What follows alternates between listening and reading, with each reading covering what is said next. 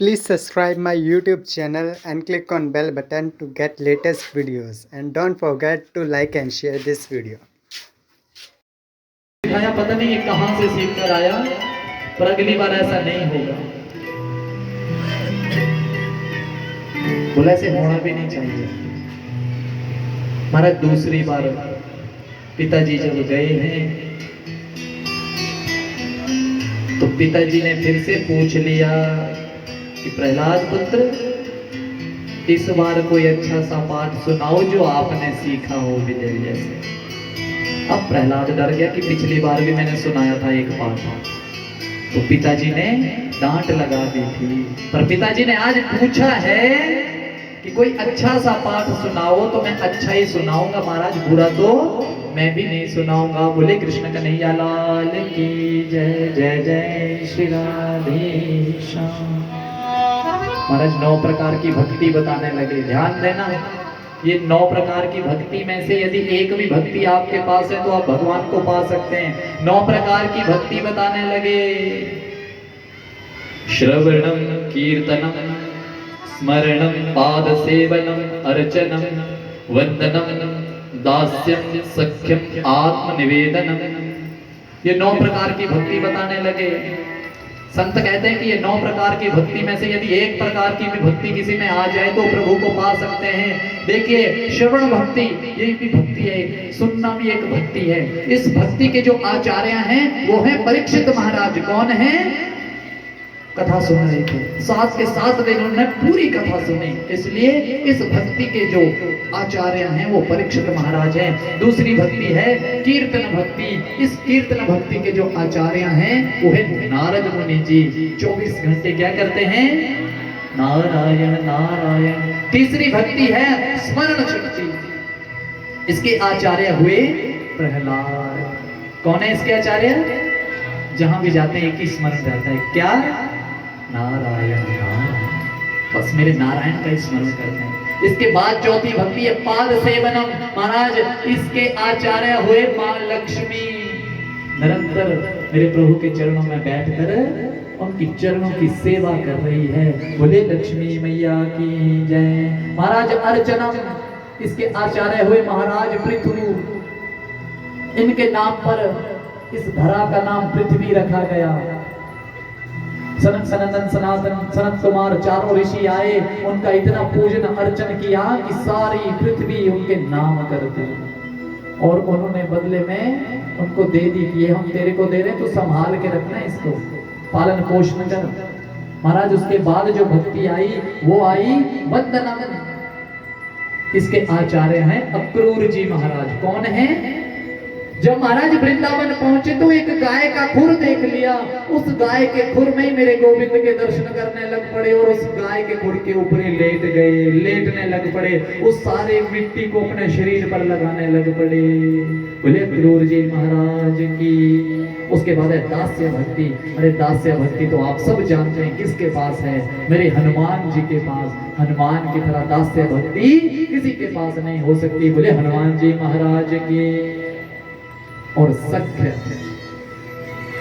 अब इस भक्ति को मैं नहीं बता सकता, अब मैं गोपियां भी नहीं बोल सकता हूं। सख्य भक्ति ये तो आप सबके पास भी है, इसीलिए आज यहाँ आए।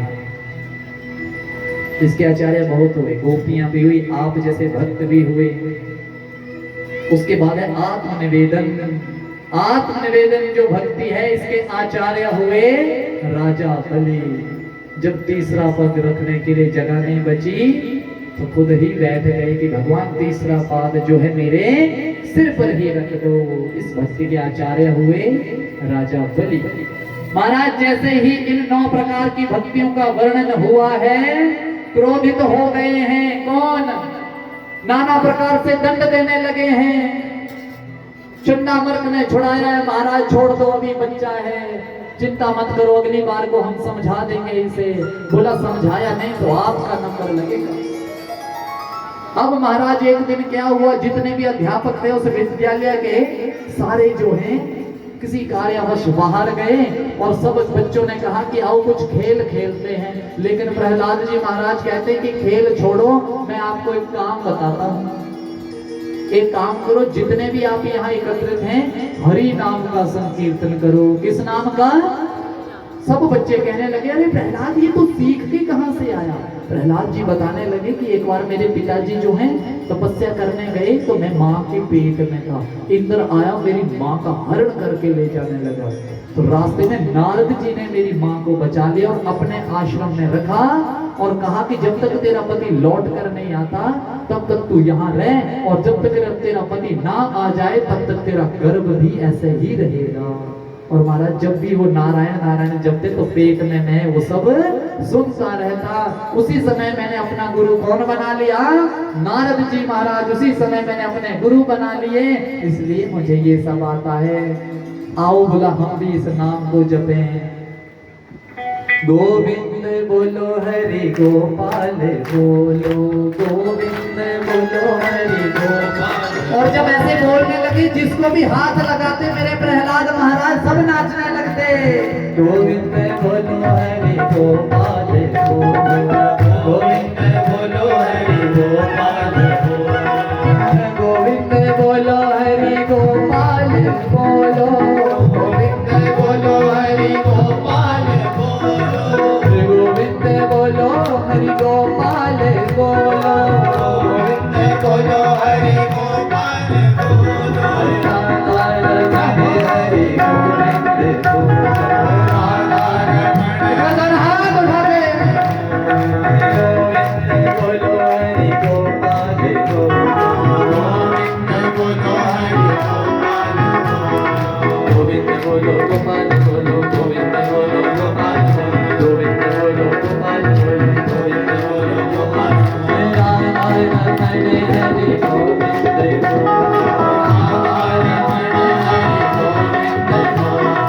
गोविंद बोलो गोपाल बोलो, गोविंद बोलो गोपाल बोलो, गोविंद बोलो गोपाल बोलो, गोविंद बोलो गोपाल बोलो, हरि हरि गोविंद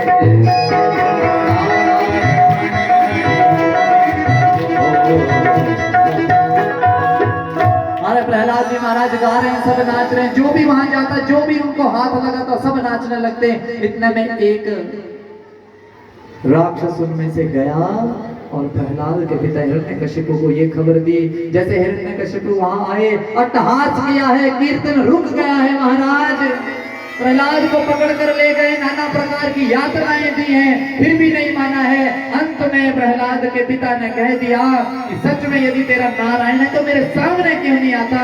बोला पिताजी आपको तो नहीं दिख रहा है, पर मुझे मेरा नारायण आप में भी।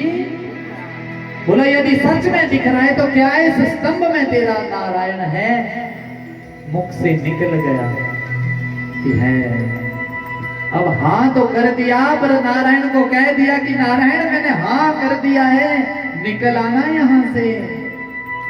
महाराज जैसे ही तलवार लेकर हिरण्यकश्यप उस स्तंभ की ओर गया है, अभी प्रहार करने ही वाला था कि उतने में वो स्तंभ फट कर निकला है और उसमें से नृसिंह भगवान प्रकट हुए हैं। बोले नृसिंह महाराज की। महाराज दिन के 12 बजने वाले, खूब युद्ध हुआ है। युद्ध करते करते शाम हो गई है। प्रभु भी शाम का इंतजार कर रहे थे। जैसे यदि सूर्यास्त होने वाला था, जैसे ही सूर्यास्त का समय हुआ, हिरण्यकशिपु को उठाया मेरे प्रभु ने और अपने घुटनों पर रख लिया, दहली पर बैठ गए। हिरण्यकशिपु हंसने लगा, बोला मैं ना अंदर मरूंगा ना बाहर मरूंगा। बोला देख ले, ना मैं अंदर हूं ना बाहर हूं, दहलीज पर बैठा मैं। बोला ना मैं दिन को मरूंगा ना रात को मरूंगा। बोला देख ले, ना दिन है ना रात है। बोला ना मैं अस्त्र से मरूंगा ना शस्त्र से। बोला है ही नहीं मेरे पास कुछ, बस नाखून है मेरे बड़े बड़े। बोला ना मैं किसी मनुष्य से मरूंगा ना जानवर से। बोला मुझे देख, मैं लग रहा हूं आदमी और जानवर, उनका मुख शेर की तरह और धड़ मनुष्य का। बोला मैं 12 महीनों में कभी भी नहीं मरूंगा। बोला तेरे लिए मैंने ये 13वां महीना बना दिया, जिस महीने का नाम पड़ा मलमास। क्षय तिथियों का एक महीना बन गया। अब घबरा गया हिरण्यकश्यपु, इतना कहने पर भगवान ने उसका पेट फाड़ दिया है। अंतड़ियां भी महाराज बाहर निकल आई हैं, चारों तरफ जय जयकार होने लगी है। अब महाराज क्रोध तो शांत ना हो महाराज, जैसे क्रोध शांत नहीं हो रहे हैं उतने में लक्ष्मी मां के पास गए सभी देवी देवता, बोला महाराज उनको शांत करो। लक्ष्मी ने कहा कि मैं अवश्य शांत करूंगी। जैसे वहां गई, जैसे भयंकर रूप देखा, बोला ये तो मेरा नारायण लग ही नहीं रहा है, वो भी भाग गई, मां भी डर गई है। अब अंत में एक ही सूची बात कि बोला इस प्रहलाद को ही आगे करो, फूलों का हार आगे दे दिया। वो छोटा सा बच्चा जैसे उनके पास गया है तुरंत क्रोध शांत हो गया और उसको गोद में उठा दिया है। महाराज जैसे गोद में उठाया, बड़े लाड प्यार से प्यार करने लगे हैं। कहा परीक्षित ध्यान देना, ये देवताओं का पुत्र नहीं, राक्षस कुल में से था। तो देवता राक्षसों के भी होते हैं। बोला मां परीक्षित क्या मांगता है? बोला महाराज मुझे कुछ नहीं चाहिए। देखो पुत्र ने क्या मांगा, बोला जो मेरे पिता हैं, अक्सर थे तो मेरे पिता, इनकी गति हो जाए। भगवान हंसने लगे। बेटा बोला जो मेरे हाथों मर जाए उसकी मुक्ति तो अवश्य होगी, पर तेरी 21 पीढ़ियों तक आज सब मुक्त हो गए, एक तेरे कारण, एक तेरी वजह से। आप हमेशा याद रखना, अपने परिवार को देखो। आज आपके परिवार में कोई ऐसा बच्चा होता है जो प्रभु का बड़ा सुमिरन करता है। होता है कईयों के परिवार में एक सदस्य ऐसा आ जाता है वो भगवान से अति प्रेम करने वाला होता है, या बहू आ जाए या पुत्र आ जाए या उनका बच्चा आ जाए आगे, प्रभु का बड़ा भक्त होता है। तो समझना आपका पितर आ गया है कोई आपको तारने के लिए, क्योंकि आपको तो फुर्सत नहीं है। वही कहता है कि लड्डू गोपाल भी लेने हैं मैंने, ये भी करना है वो भी करना है। बोलो है ऐसा कि नहीं है? इसलिए अगर ऐसे बच्चों की इच्छा करे तो जरूर उनको लेकर दिया करें, जरूर उन्हें मंदिर ले जाएं, वृंदावन ले जाएं। बोले वृंदावन धाम की आज उत्सव की ओर जा रहे हैं। आगे कथा आती है महाराज अष्टम स्कंद में, गजग्राह की। एक हाथी था, नहाने चला गया बोले एक सरोवर में, वहां मगरमच्छ ने पकड़ लिया। न पत्नी काम आई न पुत्र काम आई। ध्यान देना, ये आपके लिए बता रहा हूं, कोई आपका साथ नहीं देगा, साथ लेगा तो एक हरि नाम। उस हाथी ने जब उस नारायण हरि का नाम पुकारा है तो तुरंत आकर उसे बचाया है। बोले श्री विष्णु भगवान की। महाराज आगे समुद्र मंथन की कथा आती है, ध्यान देना। आज मोहिनी एकादशी है, आज का ही वो दिन था। बोलो कितना पवित्र दिन है आज। दुर्वासा मुनि नारायण के पास गए, नारायण अति प्रसन्न हुए, एक माला दे दी है। दुर्वासा की माला इंद्र ने देख ली, इंद्र ने माला मांग ली। अब जब इंद्र को माला दे दी, इंद्र ने मद में आकर वही माला जो है उस हाथी के ऊपर डाल दी, और वो हाथी जब चलने लगा वो माला नीचे गिर गई। दुर्वासा मुनि को क्रोध आया, शापित कर दिया कि जाओ देवताओं, आज के बाद आप श्रीहीन हो जाएंगे। ये बात शुक्राचार्य को पता लगी। शुक्राचार्य महाराज गए हैं और जाकर उन्होंने राक्षसों को कहा कि देवता सब श्रीहीन हो गए हैं, जाकर हमला कर दो। सभी देवताओं पर हमला हो गया है, राक्षस जीत गए हैं, स्वर्ग पर आधिपत्य करने लगे हैं। जितने भी देवता थे सब रास्त होकर बैठ गए। अब सब श्रीहीन हो गए, नारायण के पास गए। नारायण ने कहा आप श्रीहीन हो गए हैं, जाकर समुद्र मंथन करो। समुद्र मंथन करेंगे आप वहां से जो अमृत निकलेगा वो आप ग्रहण करो, तो आपके श्रीहीन जो है आप अपने स्थान पर पधारेंगे। महाराज ऐसा ही किया। बोला समुद्र मंथन करें कैसे? बोला मंदराचल पर्वत को उठा कर लाओ। जैसे मंदराचल पर्वत को लाने लगे, उधर गणेश महाराज जी का पूजन नहीं किया, मंदराचल पर्वत ही छूट गया उनसे। लेकिन नारायण आए हैं, एक ही हाथ पर आपने उस मंदराचल पर्वत को उठाया है। कहते हैं जब भगवान ने मंदराचल पर्वत को उठाया तो उस पहाड़ की रगड़ से भगवान के कुछ रोम, कुछ केश टूट कर नीचे गिर गए हैं। जब वो केश नीचे गिरे तो उन केशों से दुर्वा उत्पन्न हुई है। क्या उत्पन्न हुई है? दुर्वा, जिसको हरी घास जो गणेश जी को चढ़ाते हैं, ये वहां से उत्पन्न हुई है। इसलिए ये जो है दुर्वा गणेश जी को चढ़ाई जाती है, ये वृद्धि का कारक होती है। दुर्वा देखना सूख जाती है, सूखने के बाद यदि जल में डाल दो फिर से हरी हो जाती है। ऐसे ये वृद्धि का उत्पादक है। मंदराचल पर्वत को रखा है, जो वासुकी नाग है उसको रस्सी में प्रयोग किया गया है, और जब उसे समुद्र में रखा गया ना समुद्र मंथन करने के लिए, तो वो डूबता गया। तो मेरे भगवान कच्छप रूप में वहां आए हैं, कछुआ बनकर आए हैं। उनकी पीठ पर वो समुद्र पर वो मंदराचल पर्वत रखा गया है, और वासुकी नाग की जो रस्सी है उससे उसका मंथन होने लगा है। एक तरफ राक्षस है तो एक तरफ देवता। सबसे पहले जो रतन निकला वो निकला विष। क्या निकला? अब जहर तो कौन पिए, अब एक ही पीने वाले हैं। बोले शंकर भगवान की।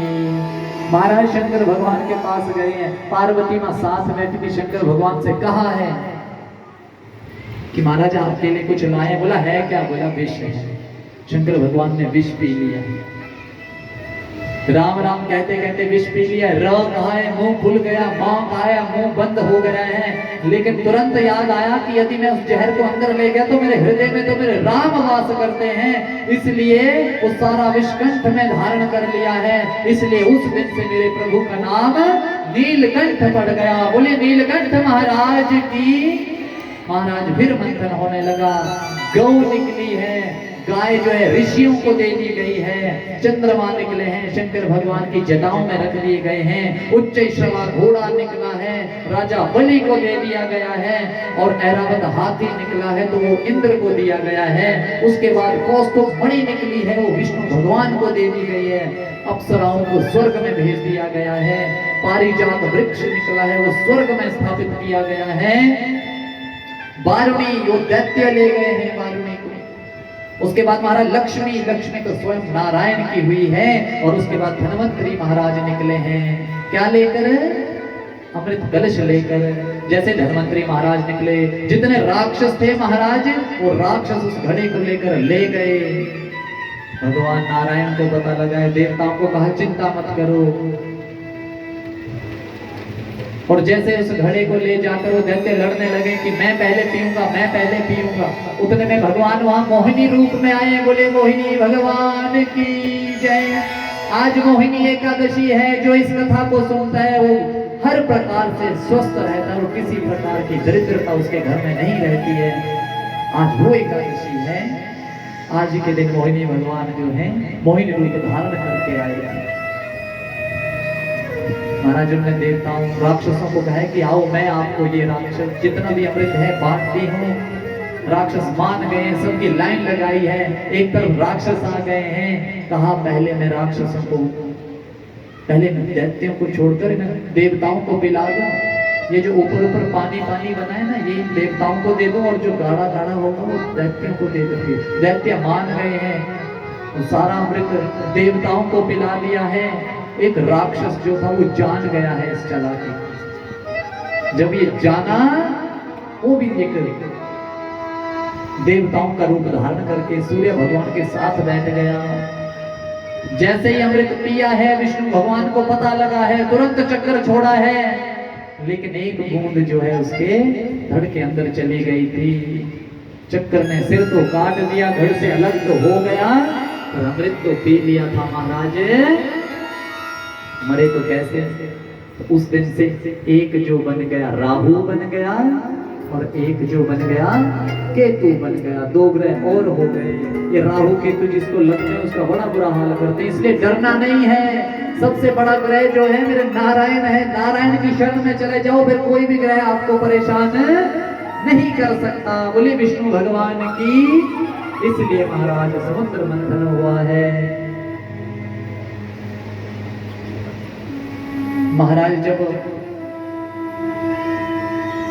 देवताओं ने जब अमृत पी लिया तो राक्षसों के साथ युद्ध किया, सभी राक्षसों को मार दिया है। लेकिन एक बात याद रखो, जो उनके गुरु शुक्राचार्य थे उनके पास मृत संजीवनी मंत्र था। उस मंत्र से उन्होंने सभी दैत्यों को फिर जीवित कर दिया है। कहा आज के बाद आप हमारी बात सुनोगे। बोला बिल्कुल महाराज आपकी बात सुनेंगे, क्या करना है? राजा बलि को कह दिया है कि हमारी बात सुनो। आज इस धरती पर जितने भी ब्राह्मण हैं सबका सत्कार करना शुरू कर दो। आप खुद ब खुद अमर हो जाएंगे।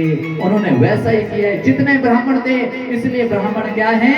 पूजनीय है। ब्राह्मणों का सत्कार करना आप आज से प्रारंभ कर देंगे तो आपको किसी प्रकार की कमी नहीं होगी। महाराज ब्राह्मणों ने मिलकर एक तेज से उस एक रथ दिया है। उस रथ पर बैठकर उस बलि ने सब दैत्यों को परास्त कर दिया है। दैत्य चुप गए हैं।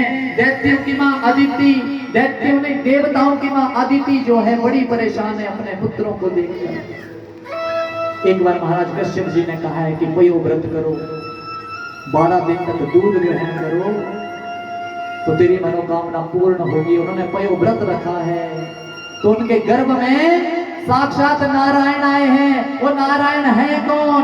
बोले वामन जी महाराज की जय। साक्षात वामन जी महाराज प्रकट हुए हैं। छोटे से हैं मेरे वामन जी महाराज।